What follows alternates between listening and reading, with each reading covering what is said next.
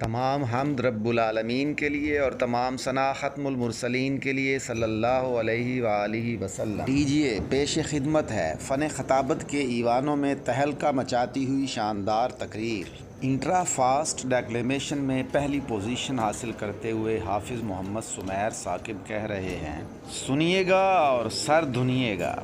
سورج ہوں زندگی کی رمق چھوڑ جاؤں گا، میں ڈوب بھی گیا تو شفق چھوڑ جاؤں گا۔ شفق چھوڑ جاؤں گا، تاریخ کربلائے سخن دیکھنا کہ میں خونے جگر سے لکھ کے ورق چھوڑ جاؤں گا۔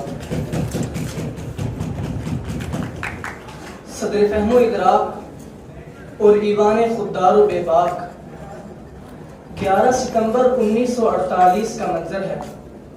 کوئٹہ کے ایئرپورٹ سے ایک جہاز اڑان بھرتا ہے اور فضاؤں کا سینہ چیرتا ہوا کراچی میں آ اترتا ہے۔ ایک نحیف و نزار مریض کو ایمبولینس میں ڈالا جاتا ہے۔ پوری قوم کی نبضیں ابھارنے والے کی اپنی نبضیں ڈوب جاتی ہیں۔ منظر بدلتا ہے۔ 16 اکتوبر 1951 کا دن ہے۔ کمپنی باغ راولپنڈی میں جلسہ عام ہے۔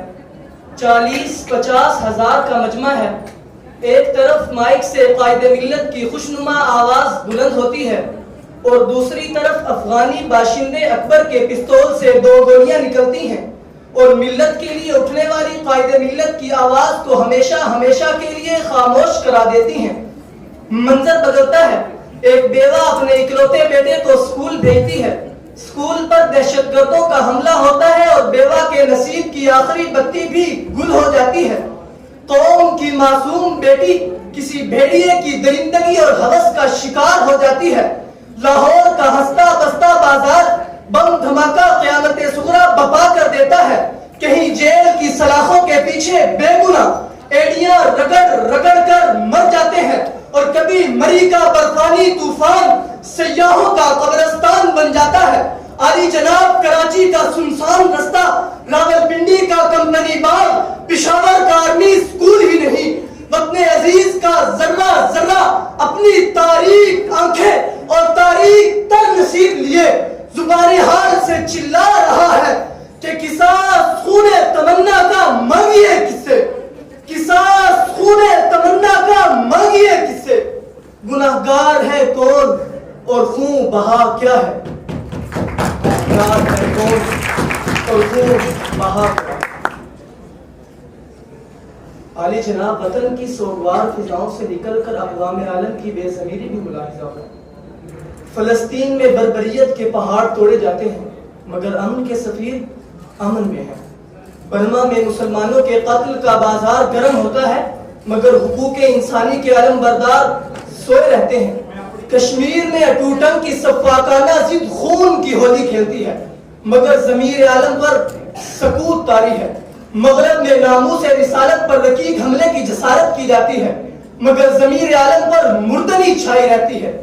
سو اب میں نے بھی ٹھانی ہے کہ اب منظر نہیں بدلنا بلکہ نعرہ دلگیر بن کر، عزم شبیر بن کر اور حیدر کرار کی شمشیر بن کر اب تقدیر کو بدلنا ہے، اس نظام ظلم کو بدلنا ہے۔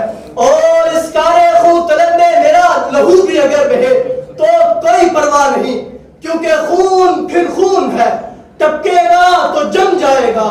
ظلم پھر ظلم ہے، بڑھتا ہے تو مٹ جاتا ہے۔ ظلم پھر ظلم ہے، بڑھتا ہے تو مٹ جاتا ہے۔ ذیوکار اقوام عالم کو یہ خبر کر دی جائے، سامراجی خداؤں کو بتلا دیا جائے، نمرودی آقاؤں کو جتلا دیا جائے، فرعونی گماشتوں کو یہ اعلان کر دیا جائے کہ میں اقبال کا شاہین ہوں، میں پرواز سے تھک کر نہیں گرتا، میں قہاری بھی ہوں اور غفاری بھی، قدوسی بھی ہوں اور جبروت بھی، حیدری فخر بھی میرا اور دولت عثمانی بھی میری، عصائے کلیمی بھی میرا اور ضرب ید اللہ بھی میری۔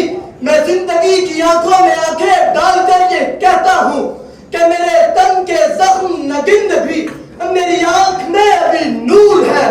میرے بازوؤں پہ نگاہ کر، جو غرور تھا وہ غرور ہے۔ میں اس قبیلے کا فرد ہوں جو حریف سیل بلا رہا، اسے مرگ